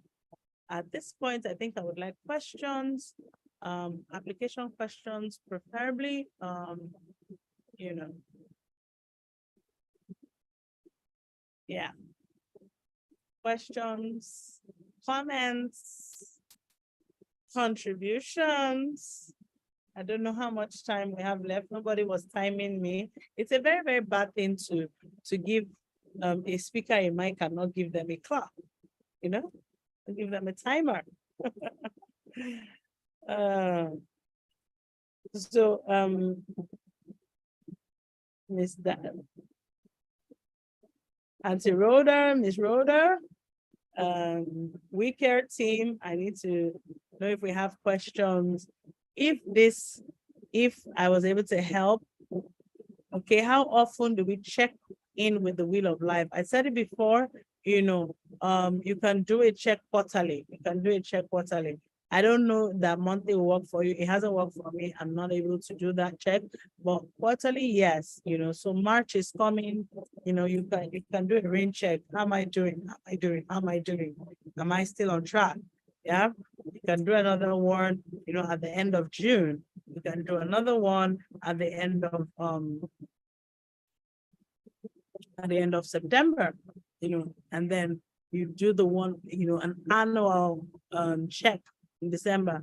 Or if you're someone whose year starts in October, you know, I'm trying to adjust myself to start my year in October. That's ahead of, you know, everybody starts in January. I won't starting in October, you know, whatever works for you, you check. If you're very disciplined, you have so structured yourself, you can actually do a monthly check. The more often you check, the better for you. The more you can quickly, you know how they say cancer is more easily treated when it's early, when it's detected early, right? Early detection helps you cure, you know, those kind of things. The same thing, you know, when you detect that you're going off course early enough, you can quickly, do the needful to put yourself back on track. But when you've gone far off track, it becomes more difficult. It becomes, a goal in itself to bring yourself back on track. All right. I hope I answered that question for you. So the more often, the better for you. But ideally, quarterly, you should check in. All right. Thank you so much, ma'am. The question I'm going to ask is, so how do you stay motivated? How do you stay motivated? Yes. Considering that with the list, so using the example that we have here, the family, the parenting, everything, finances, and of course, life will get in the way. But how do you, stay afloat regardless of all the things that life will be throwing at you? Okay, so it's not one answer, but the most important answer is obviously your connect, your secret place. Your secret place. You can't be seeing that guy up there every day and he's showing you the real you. And you are saying, the Bible says that as we behold him as in a mirror, we are being changed into his image. But the fact is that when you look at yourself in the mirror, you see the real you, the you that God is looking, is seeing, and you see where you are. Motivation will come by force. You say, Lord, let's walk. Oh yeah, let's run. So just your secret place is one. God speaking to your heart, speaking things. God always impregnates you. When you come to His presence. The other thing is your environment. When I say your environment speaks to one, your physical environment. Trust me, guys, if you have an untidy space, you're not going to be motivated. You're not going to be motivated. They say cleanliness is next to godliness. It's also next to effectiveness and productivity. Honestly, if your space is untidy, you will be, energy will be sapped out of you. That's the truth. So you want to make sure you keep things around you tidy, neat, as much as lies within your power. The other thing concerning environment is your association. If your friends and your colleagues and your network is full of dream killers, so you need to be deliberate about it. It's not what it's the people around me. No. You must be deliberate about choosing your association. I don't want to go say some things here. The way I target people, you think it's money I'm going after. If you see the way I target people, you will think it's money I'm looking for. I'm very intentional about the people I allow into my space, about the people I allow to speak into my ears, to speak into my life. You cannot just be speaking rubbish and fabu into my life. You cannot be doing that. I will not let you. You can be my friend. If I notice that you're off on a tangent called fear, I say bye-bye to you. You won't know. I just give you space until you get yourself back, right? So it's very important. Your association, the books that you're reading, even what you're watching. Some of us watch a lot of let's even leave the people that do African magic and all those people that's another tangent. But you watch a lot of news, a lot of some of you, last weekend Nigeria did not happen to me. Nigeria did not happen to me. Happened to you, not happen to me. Do you understand? I don't mean this is not about being insensitive. So, for instance, the whole cash swap situation, I want to be honest. And at a point, I had to tell myself not to really say it out too much so that people don't think I'm being insensitive. But the truth is that I was not moved. Then you came to my office that day and you were talking about it. I said, now I know what they say. I don't know what they say. Cash swap, no cash swap. If I want to buy something, I'll go buy something. It's not because the money is stockpiled somewhere. It's just because I'm in that frame of mind that I cannot be limited. I cannot be put in box. Yes, ma'am.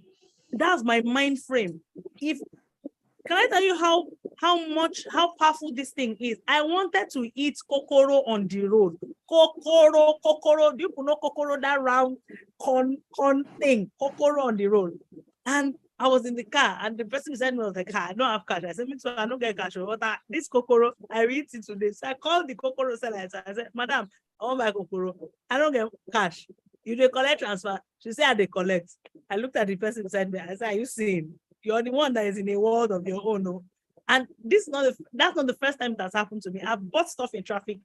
We transfer even before this cash swap thing happened. So I'm just in that frame of mind that, y'all say there's a casting down. I'm saying there's lifting up. I don't know what lines are falling into pleasant places. I don't know what y'all talking about. That's my environment. That's my frame of mind. I'm gonna allow you, like, this cash thing is affecting, not affecting you.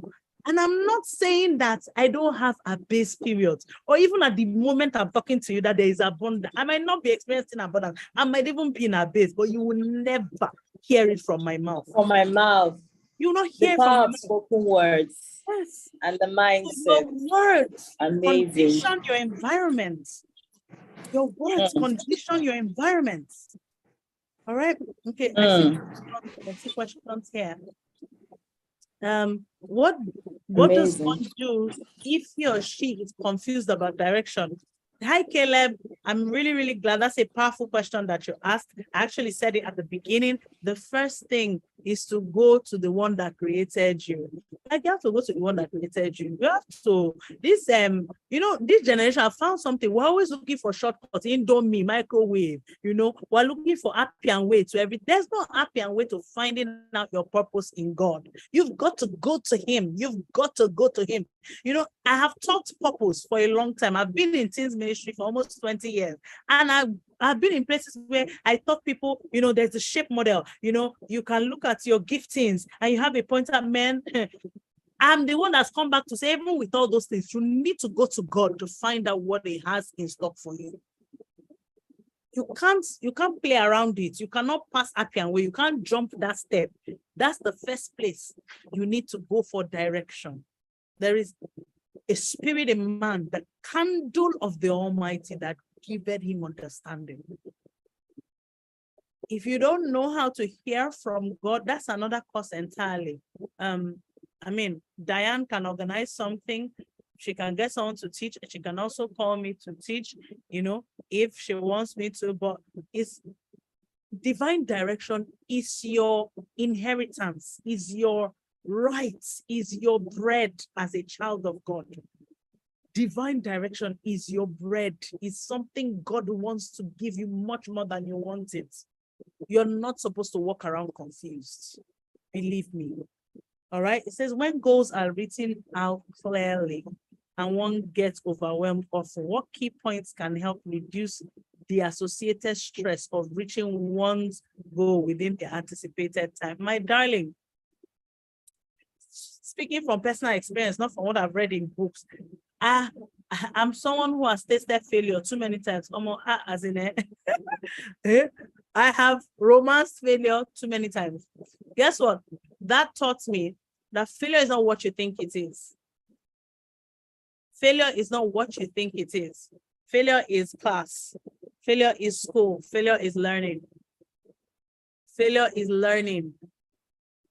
So one of the things is that you've got to learn to embrace when hit at something. So rather than go, trust me, I used to be the queen of self-pity, the queen of putting yourself down because you failed on it. I was the queen of it. You can't drag my PhD those days on that matter.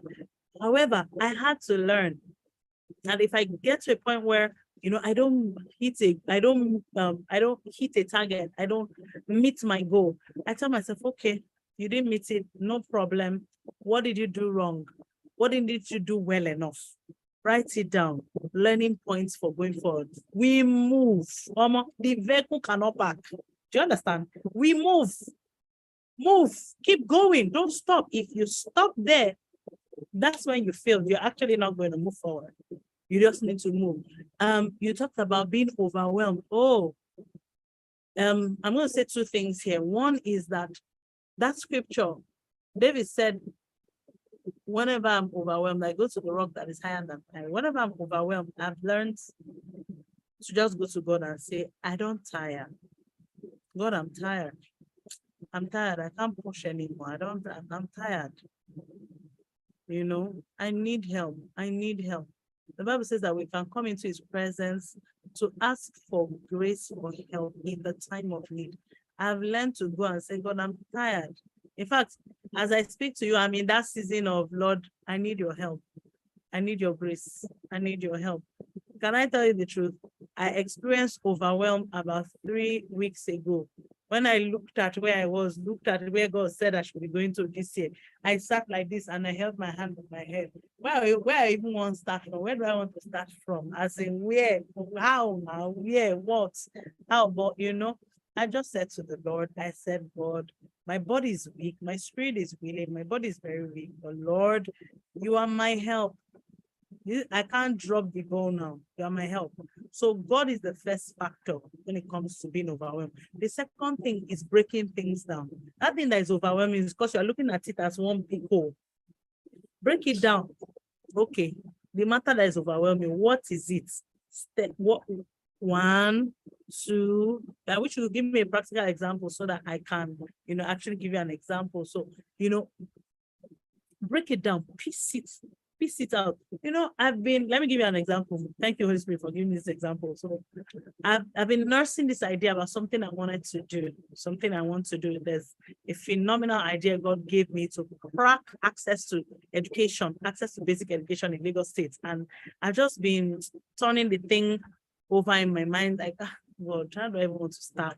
He gave me one idea, but the idea now to even execute it, where do I want to start? If I write proposal, this kind of companies will write proposal, your proposal will be going from table to table. I hate those kind of, wahala. So all of a sudden, as I was, turning it over in my, I said, break it down. I said, okay, these are the steps. I need to reach out to these companies, so by the time I broke it down, okay, so the overwhelm was from the fact that I looked at the project as a whole, but by the time I broke it down, I said, okay, I need to do this. Okay, I can actually set this emotion myself. This is within my control, I can do this. But it got to a point where I need to reach out to companies. They need to come into an MOU with me, and that's where I just got stuck. So I saw that was the main issue. So I kept turning, because I saw that was the main issue, I was able to now rest. That overwhelming feeling, went off. The overwhelming feeling went off, and I saw that, okay, this is the main issue. This is the knot I'm trying to loosen. But instead of worrying myself, because I didn't have control over it, I just paused on the matter. I packed it in an oven and just said, Lord, direction with time. And somewhere this year, I've attended a lot of trainings this year alone. Someone said, keep talking about that thing in your heart, that thing God has put in your heart. Keep talking, always put the vision in front of you. Not just that you write it down, put it in your mouth, in your mouth. Let it be in your mouth. You shall have whatsoever you say. You shall have whatsoever you say. You shall have whatsoever you say, So I started that principle again. I started talking about anywhere I go. So guess what? On the voting day, everybody came out to vote. I don't know what made me, and I started talking about it. I was talking to the person inside me, and that this is what I want to do. I'm trying to reach out to this company and this company. And the lady beside me says, "Are you serious? My husband is friends with the owner of Alchem." I nearly fainted. And oh my God, you say what? And just like that, that's how I got connected to the companies. One of the companies I'm trying to reach out to execute that project. Just like that. So, this is an example. I don't know if that helps. Another question from Caleb: How do you manage to do all you do and meeting deadlines without breakdown? It's still the wheel of life. One of the issues about breakdown is, and I can't tell you that I haven't broken down before. But in the past, in fact, 2018, I experienced a major breakdown, and I learned a lesson from it. So one of the lessons I learned is everything. Hi, everybody, meet my son. He's the one that likes to cling to me the most. So he has refused to go to bed. You want to eat? Come meet Auntie Rose. Sorry, everyone. Please. What was I saying? And so I had that major breakdown. I learned that lesson. What did I learn?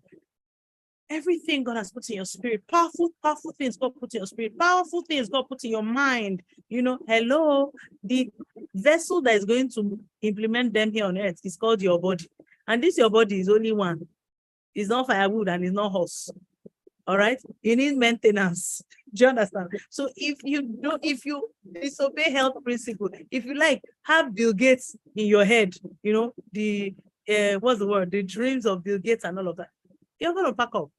You're gonna break down. So you have to start incorporating health principles into your life. One of the things I had to, you know, for me, I had to start consciously drinking a lot of water. I started telling myself, I'm in love with water. I love water. I love liquid. So I started drinking a lot of water. And I noticed that it has so helped me, help my metabolism, help, you know, I hardly gain weight. You know, I'm not in that space where people are gaining weight and trying to, because I'm always drinking water. I'm always, you know, doing that. What's the other thing? I've learned to recognize, you know, just like in your car, you have dashboard. You can tell when the engine is going, the engine will be warning you, oh yeah, it's time to check me, it's time to check me. If you don't answer that warning on time, the engine will knock, right? Same thing, overheating. So there are those dashboard signs in our bodies too. You know, for some of you is one backache that will start coming, or one headache around the eye. Don't keep the headache and be using Panadol. No, you cannot be using Panadol on that headache. That headache is telling you that you're doing something wrong to your body. So start learning to listen to the signs, you know, to look at the dashboard of your body and take care of your body. Take care of your body. I'm not the best. I'm not your fitness, fit farm person. I'm not your fitness expert, wellness expert. But, you know, I do the best. When I see that a body weakness is getting too much, I tell myself, sweetheart, it's time to start slowing down. I start slowing down, you know, I might go in a bit late to work because I can control that, or I might close a little bit early so I can come home, so I can finish with the children on time, so I can sleep a little bit earlier, you know, get some more hours of sleep, you know, get into the place of worship, you know, just do things that really, sometimes I say, okay, my diet this period has been bad. Maybe I've taken too much carbs or whatever. And I'm okay, yeah, sweetheart, fruits, veggies, your cucumbers, your carrot. I don't like to do all those very extreme things. I'm not, once you give me something extreme, I'm going to fail at it. So there's no need. I don't know those diets. I just, you know, start chewing my carrots, chewing my cucumbers, chewing my, you know, drinking my plenty water and all of that. So I hope that answers that question for Caleb. Most efficient, well, these questions are plenty. Most efficient ways to declutter the mind easily. Different things for different people. You need to study yourself and know what works for you. For me, it's calm. I can't declutter in chaos. So I need to get calm. If I can't remove chaos from my environment, I import chaos. I import calm. If I can't have a calm environment, I import calm. So I plug my ears, put worship, and focus on the worship. It helps me declutter. Then writing down my to-do list helps me declutter. Just sitting down, you know, sometimes there's clutter because you have a lot to do and your mind is prancing here, prancing there. I need to do this, I need to do that. Instead of allowing your mind just wander and your heart is becoming overwhelmed, no, just sit down. Okay, I need to do this, write it down to do it. I need to do that, write it down to do it. I need to, okay, write it down. As you're writing down, you might not put the timeline. Later you come and look at it, okay, this one, okay, I need to do this by this, I need to do this by this, I need to do this by this, and then follow your to-do list. Follow your to-do list. Some of us need to be strict about how we manage our time. You allow distractions into your time. Diane, how did I forget? I need to teach you a term. It's called G.R.O.W. I'm going to put it in the Zoom chat box, and I'm trusting that the team will help me echo it on the YouTube. It's G.R.O.W. G.R.O.W. It's not God, it's G.R.O.W. It's goals over distractions. I learned it from a great man. Goals over distractions. Goals over distractions. People, at every point in time, your to-do list, what it helps you to do is to choose goals over distraction. If you're strict with following your to-do list, you will be able to save time or maximize your time by, removing distractions. Goals over distractions. Goals over, because of that, I don't want to go into examples, but when I started to work with these things, I realized how much time I save. Sometimes being a minister of the gospel and the fact that I was available in my church premises because I was running the school, people could just walk into my office, and just, everybody wants to see you. Everybody wants a piece of you. And you're telling yourself, oh, I'm a pastor. I'm supposed to be available for everybody. And then you come home that day and you have not fulfilled 1/4 of what is on your to-do list. I had to tell myself, no. I reordered my schedule and I put out a time for counseling. So if you want to come to see me, that's counseling. This is the time of the day I have for that.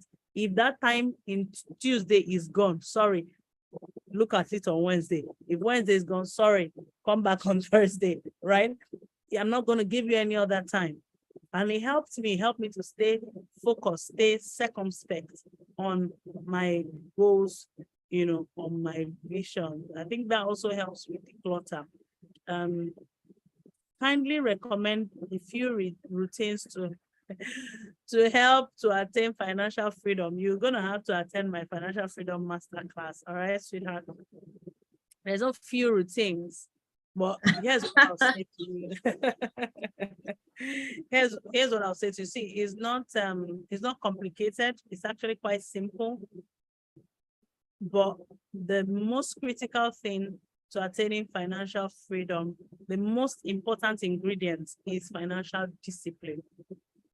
It's financial discipline. And under financial discipline is emotional discipline. A lot of us are in the mess we are financially because we manage our finances through our emotions. We're emotional about our finances. All right.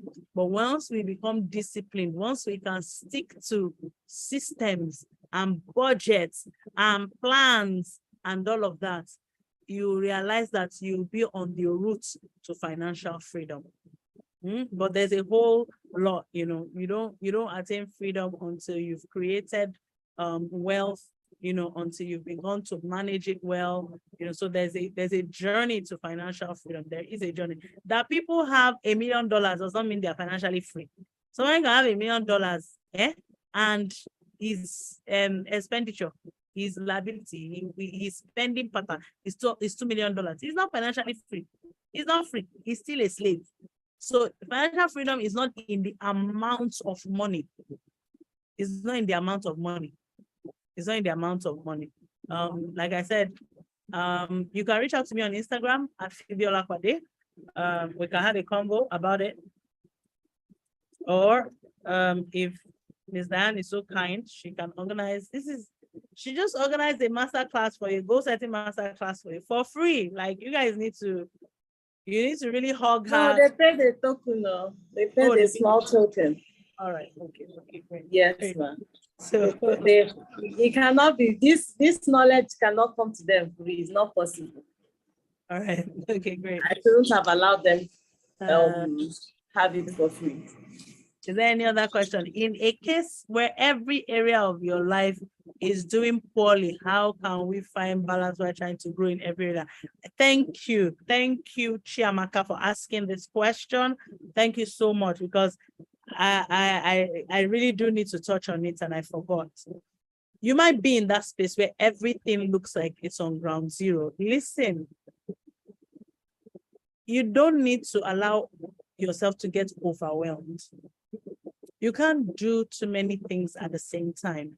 The principle of focus determines that you must do 1 or 2, maximum 3 things at a time. If not, you will not achieve anything.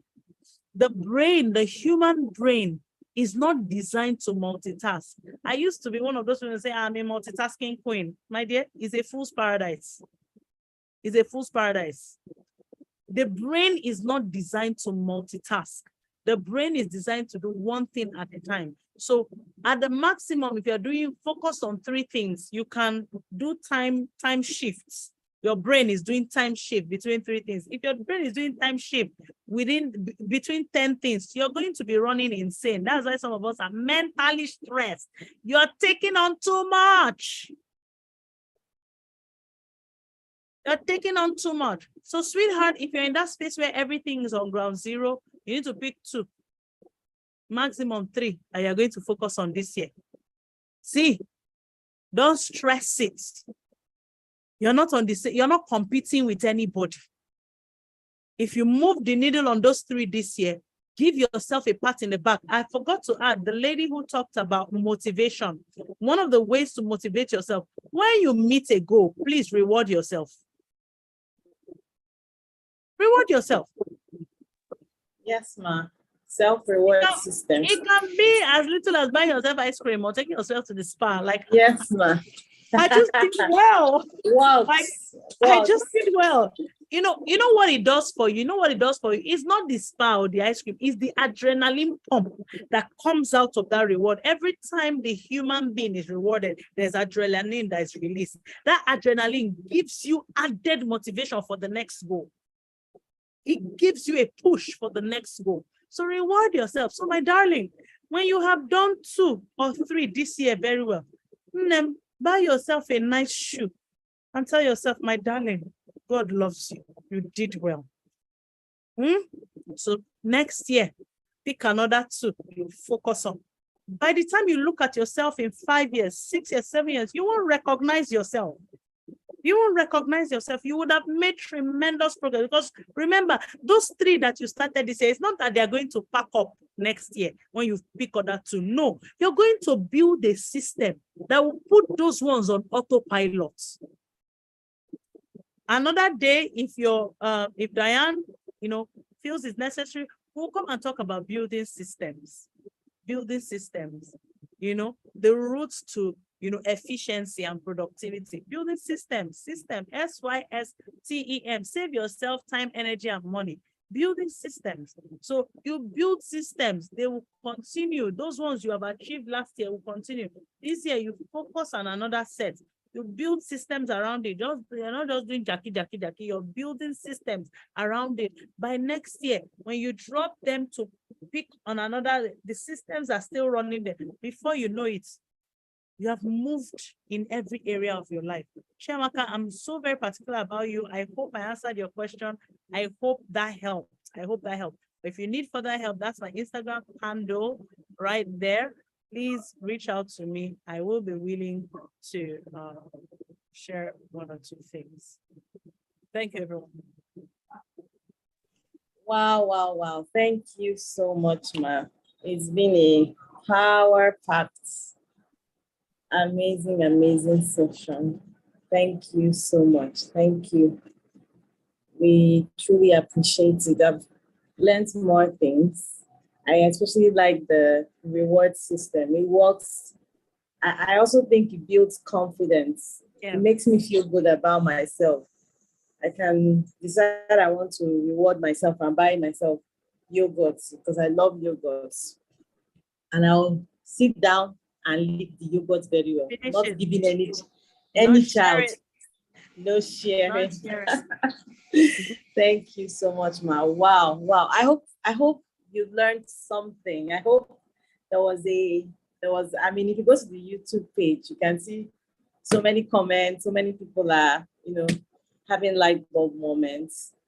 Thank you so much, ma. It's been such a pleasure. No doubt, we're going to bring you back again. I'm sure after now, there are so many people who would have lots of questions, as they start to internalize. The first time I heard this, it took me 1 week to digest it. And then coupled with that book that we read, The Power of One Thing. Oh my God. Please, if you can get that book, The Power of One Thing, it did something in shaping my mind, and I'm on the journey to being a much better person, especially in goal setting. I used to be someone who had like, used to have like 1 billion things to do at the same time. But after listening, attending that meeting, it kind of